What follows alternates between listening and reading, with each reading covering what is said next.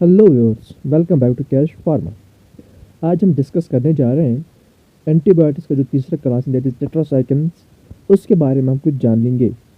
जैसे आपको पता है कि कल तक हमने एंटीबायोटिक्स की जो दो क्लास थे वो हमने डिस्कस कर लिए। आज जो तीसरा क्लास है उसको हम डिस्कस करने जा रहे हैं। सो बिना टाइम ज़ाया किए हम स्टार्ट करेंगे। Let's start. टेट्रासाइक्लिन, टेट्रा का मतलब होता है फोर और साइक्लिन का होता है रिंग। ठीक है, साइकिल। दैट मीन्स इसमें फोर रिंग्स होंगे। सो एग्जाम्पल की बात करेंगे हम। इसमें हमें टेट्रासाइक्लिन का सार देखना होगा, मैकेनिज्म इसका देखना होगा, इसका नॉर्मल क्लैचर देखना होगा, इसकी स्पीड केमिस्ट्री देखनी, वो हम सब इस लेक्चर में देखेंगे। और ये आपका इस फर्स्ट यूनिट का लास्ट टॉपिक है। इसके साथ आपका जो फर्स्ट यूनिट है वो खत्म हो जाएगा। सो tetracycline is the broad spectrum antibiotic which works by inhibiting protein synthesis and contains four cycle in their structure. ठीक, हमने कहा जो टेट्रासाइक्लिन है it's a broad spectrum antibiotic. ठीक, जो वर्क कैसे करती है, प्रोटीन सिंथेसिस को इनहिबिट कर देता है। जैसे कल आपने देखा होगा अमाइनो ग्लाइकोसाइड्स में उनका भी सेम फंक्शन यही था। ठीक, एंड कंटेन फोर रिंग्स, पर इसमें एक्स्ट्रा क्या है, इसमें चार रिंग्स होती हैं। ठीक, in their structure it is a bacteriostat. Bacteriostat मतलब ये बैक्टीरिया की जो उसकी ग्रोथ है उसको रोक देगा। ठीक, यहाँ तक आया समझ। So they are obtained by fermentation from streptomycin species और by chemical transformation of natural products. देखो उनको हम ऑब्टेन करते हैं बाय फर्मेंटेशन। किन की फर्मेंटेशन? स्ट्रेप्टोमाइसिन एंटीबायोटिक्स की से। ठीक, या ट्रांसफॉर्मेशन करते हैं हम किसी भी नेचुरल प्रोडक्ट में, तब जाके हमें मिलता है टेट्रासाइक्लिन्स।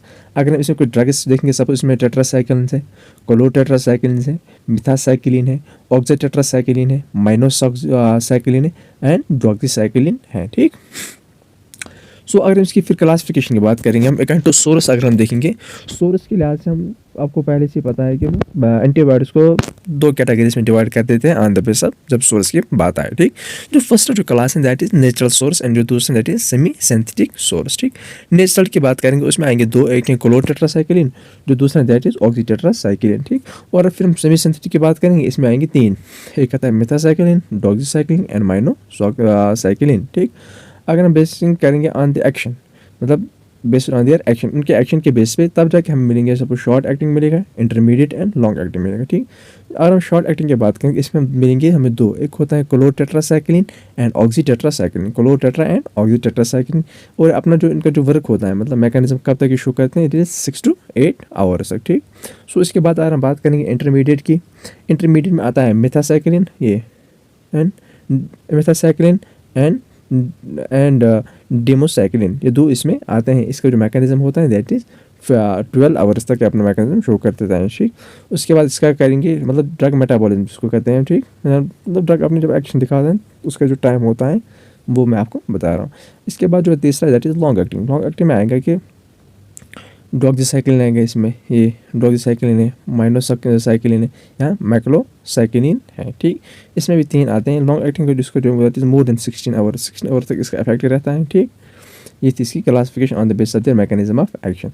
अगर हम इसकी आप होल मैकेनिज्म की बात करें कि ये कैसे वर्क करते हैं, तो मैंने आपको पहले कहा बैक्टीरियोस्टैटिक है एंड इनहिबिट करते हैं प्रोटीन सिंथेसिस। अब वो देंगे वो कैसे करती हैं। ठीक, tetracyclines are bacteriostatic and works by inhibiting protein synthesis. देखो जो टेट्रासाइक्लिन है बैक्टीरियोस्टैटिक है, इनहिबिट करेंगे प्रोटीन सिंथेसिस, जो मैं आपको पहले कहा। ठीक, यहाँ पे आपको डायग्राम मैंने बनाया, ये राइबोसोम की है। ठीक, इसमें 50S ऊपर वाला जो रेड वाला में, या 50S नीचे वाला 30S है, ये वाला 50S है, और ये वाला जो बना ये वाला नीचे वाला स्ट्रक्चर ये साइड दिस इज 30S। और इस पर जो साइट्स हैं वो आपको पता है राइबोसोम पे कौन कौन साइट्स होता है। ए साइट है यहाँ पे, ये पी साइट वाली है। ठीक, हम इसका मैकेनिज्म ऐसे देखते हैं कि जो टेट्रासाइक्लिन ये बाइंड होती है कहाँ पे, to A site of 30S ribosome subunit of ribosome and prevent attachment of amino acid porous RNA with A site. देखो जो ये टेट्रासाइक्लिन ये आके बाइंड हो जाएगा यहाँ पे इस वाले साइड पे, जो ए वाले पोजीशन है, ये वाले पोर्शन पे बाइंड होती है किस 30S सब यूनिट पे लेगा ना, ये 50S ऊपर ही नीचे 30S है। ठीक, तो जब यहाँ पे बाइंड हो जाएगा तो उसके बाद क्या करेगा, ये प्रिवेंट करेगा क्या, अटैचमेंट है अमाइनो एसिड। अमाइनो एसिड मतलब होता है ये एक अमाइनो एसिड इसमें होती है जो किसके लिए यूज़ आती है, फिर प्रोटीन सिंथेसिस के लिए। ठीक, दैट मीन्स जब इसने टेट्रासाइक्लिन ये वाली साइड बंद मतलब ब्लॉक कर दी ये वाली साइड, दैट मीन्स जो ये आने वाला था अमाइनो एसिड जो आने वाला था वो अब वहाँ पे बाइंड नहीं हो जाएगा। जब वो बाइंड नहीं हो जाएगा क्योंकि उसमें अमाइनो एसिड थी। ठीक, जब वो बाइंड नहीं हो पाएगा दैट मीन्स कि प्रोटीन सिंथेसिस नहीं होगी ना, जो इसका मेन फंक्शन वो क्या है, प्रोटीन सिंथेसिस को इनहिबिट करना, तो वैसे ही करता है इनहिबिट ये, फिर अमाइनो एसिड या RNA वो ए साइड पे आके बाइंड नहीं होते हैं, उससे हमारी प्रोटीन सिंथेसिस जो है वो इनहिबिट होती है। ठीक, सो प्रोटीन सिंथेसिस स्टॉप्ड। सो यहाँ पर प्रोटीन सिंथेसिस स्टॉप होती है, बैक्टीरिया ग्रोथ, उससे बैक्टीरिया हो गया, उससे बैक्टीरिया ग्रोथ स्टॉप होती है। इसका जो छोटा सा मैकेनिज्म है उतना टिपिकल है नहीं, बिल्कुल इजी है। नाउ अगर हम इसके सार की बात करेंगे, स्ट्रक्चर एक्टिविटी रिलेशनशिप की बात करेंगे, ये भी एग्जाम में पूछा जाता है। फर्स्ट हमें सार के लिए क्या मतलब ज़रूरी मतलब पता होना चाहिए, दैट इज स्ट्रक्चर। फर्स्ट आपको स्ट्रक्चर पता होना, स्ट्रक्चर में क्या क्या है, कहाँ पे कौन सा ग्रुप है लगा है, ठीक, किस ग्रुप से क्या इफेक्ट पड़ सकता है, किससे एक्टिविटी इंक्रीज हो जाएगी, किससे डिक्रीज हो जाएगी, तब जाके आप किसी भी कंपाउंड का सार लिख सकते हो इजीली, ठीक। सो अगर हम इसकी सार की बात करें, पहले हम इसकी जो स्ट्रक्चर की बात करेंगे। इस स्ट्रक्चर में देखो यहाँ पे क्या क्या लगा है, यहाँ पर इसमें अमाइड ग्रुप भी लगे हैं, यहाँ पे कीटो इनॉल सिस्टम भी लगा है, यहाँ पे डबल बॉन्ड का जिसको मैंने आपको बताया, यहाँ डाइमेथाइल भी लगा है, यहाँ पर CH3 देखो यहाँ पर कीटो इनॉल सिस्टम भी लगे हैं यहाँ पे, ठीक, कीटो ग्रुप भी लगा है यहाँ पे डबल बॉन्ड O के साथ। यहाँ पर ये R1 R2 R3 मतलब बाइंड, यहाँ पे कोई भी सब्स्टिट्यूएंट आ सकता है, चाहे इलेक्ट्रॉन विड्रॉइंग ग्रुप आएगा या कोई और कंपाउंड आके बाइंड हो सकता है इन साइट्स पे, ये भी है यहाँ पे, ठीक। और नंबरिंग देखो, नंबरिंग किस रिंग से स्टार्ट किया हमने, क्योंकि टेट्रासाइक्लिन है 4 रिंग होंगे, ये वाली सपोज ये इट इज़ फर्स्ट रिंग है, सेकंड है, थर्ड है, ये फोर्थ रिंग है। नंबरिंग यहाँ से स्टार्ट हुई, जो कीटो ग्रुप है नीचे ये 1 है, यहाँ पे 2 3 4 ऐसे ऐसे करके 5 6 7 8 9 10 11 12 यहाँ तक, ठीक, ये इसकी नंबरिंग। सो अगर हम इसकी सार की बात करेंगे, जो पहला पॉइंट हमने कहा कि tetracyclines are the derivatives of naphthacene in which amide group attach. ये नेफ्थासीन वो भी 4 मतलब 4 रिंग वो भी होता है, तो उसी से डिराइव किया गया है। नेफ्थीन है, फिर नेफ्थॉल है, ऐसे ऐसे वो जो स्ट्रक्चर उन्हीं से इसको डिराइव किया गया है, जो कंटेन करता है क्या, अमाइड ग्रुप। इसमें अमाइड ग्रुप होता है ये NH2 वाला, ठीक। जो दूसरा पॉइंट है दैट इज़ जो अमाइड ग्रुप इज ये नेसेसरी है इफ रिमूव्ड एक्टिविटी डिक्रीज हो। कौन सा amide group, first principle amide group है ये वाला, है ना, ये वाला, ये एक मतलब कंपाउंड की एक्टिविटी के लिए नेसेसरी। अगर हम इसको रिमूव कर देंगे, ठीक, अगर इसको हम रिमूव कर देते हैं दैट मीन्स कि जिस कंपाउंड की एक्टिविटी है वो डिक्रीज हो जाएंगी। तो ये सेकंड पार्ट है।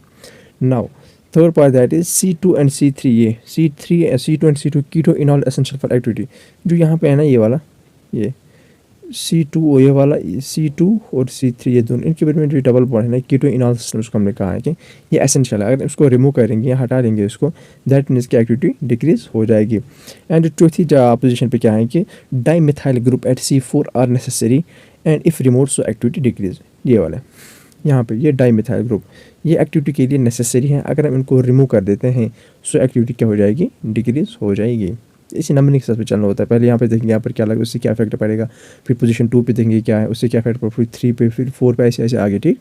सो फिर अगर आगे हम बात करेंगे यहाँ पर, फिर हमने यहाँ पे लिखा है कि सब्स्टिट्यूशन एट ये substitution at C5 with OH polar group produce water soluble drug given और इसमें एग्जाम्पल दैट इज मेथासाइक्लिन। मतलब अगर हम सब्स्टिट्यूशन C5 पर देखेंगे वहाँ पर R4 लगा हुआ होगा, ये वाला, सॉरी ये वाला लगा होगा, ये हम कहते हैं कि अगर इस जगह पे मतलब C5 पे कोई भी सब्स्टिट्यूशन हो जाएगी, मतलब कोई भी OH ग्रुप या कोई भी पोलर ग्रुप आएगा जो कि वाटर सॉल्युबल ड्रग होगा, ठीक, तो वो क्या होगा कि उससे क्या होगी, मतलब कोई भी आ सकता है वहाँ पर, उससे कुछ नहीं होगा, एक्टिविटी पे कोई असर नहीं पड़ेगा। मतलब ये जगह खाली होती है, वहाँ पर आके कोई भी मतलब जो पोलर ग्रुप है वो आके बाइंड हो सकता है, कोई OH ग्रुप आके बाइंड हो सकता है, ठीक। फिर अगर हम फिर हम 6 पोजीशन की बात करें, वहाँ पर if R3 double bond CH2 so anti micro bacterial activity increase हो जाएगी। अगर R3 की जगह यहाँ इस R3 से अटैच हुआ होगा यहाँ पर सपोज CH2 डबल बॉन्ड, ऐसे R3 डबल बॉन्ड CH2, सो जो इसकी जो एंटी बैक्टीरियल एक्टिविटी है वो इंक्रीज हो जाएगी, ये इसका फैक्टर है, ठीक।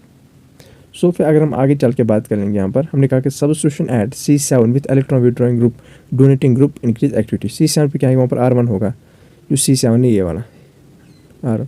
अगर यहाँ पे कोई इलेक्ट्रॉन विड्रॉइंग ग्रुप आता है, ठीक, इलेक्ट्रॉन विड्रॉइंग ग्रुप आता है C7 electron withdrawing group donating group increase activity, उससे क्या होगा कि उससे जो कंपाउंड की जो एक्टिविटी है वो इंक्रीज हो जाएगी।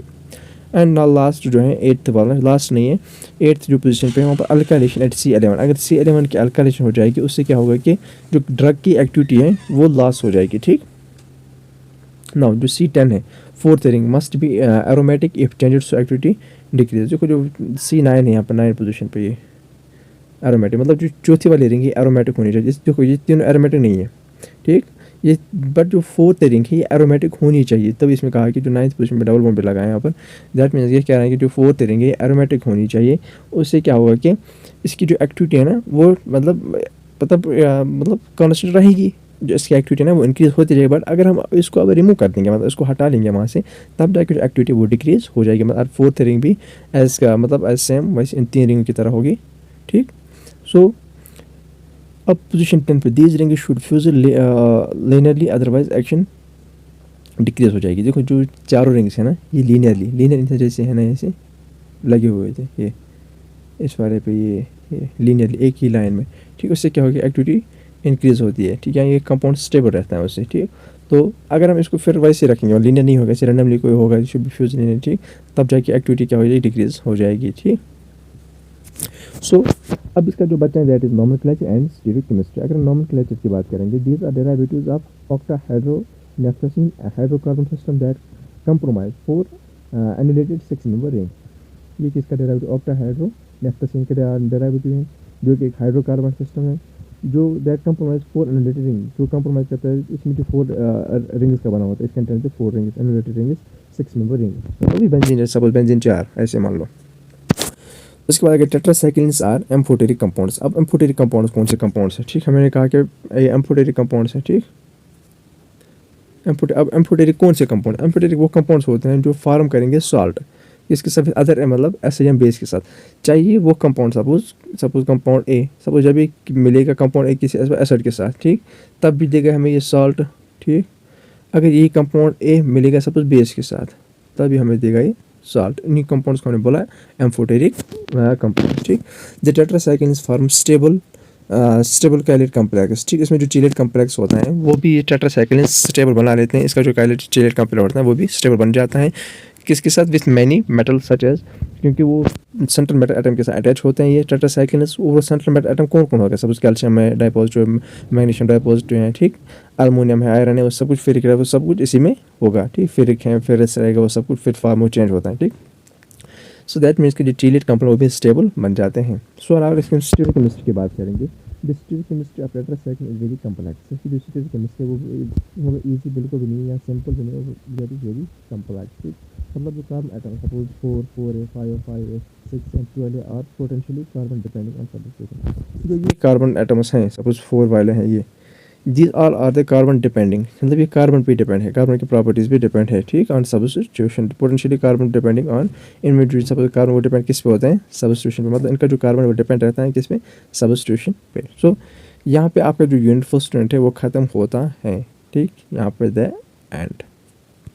सो एंटीबायोटिक्स आपका पहला जो मेडिसिनल केमिस्ट्री 6 सेमेस्टर की, ठीक।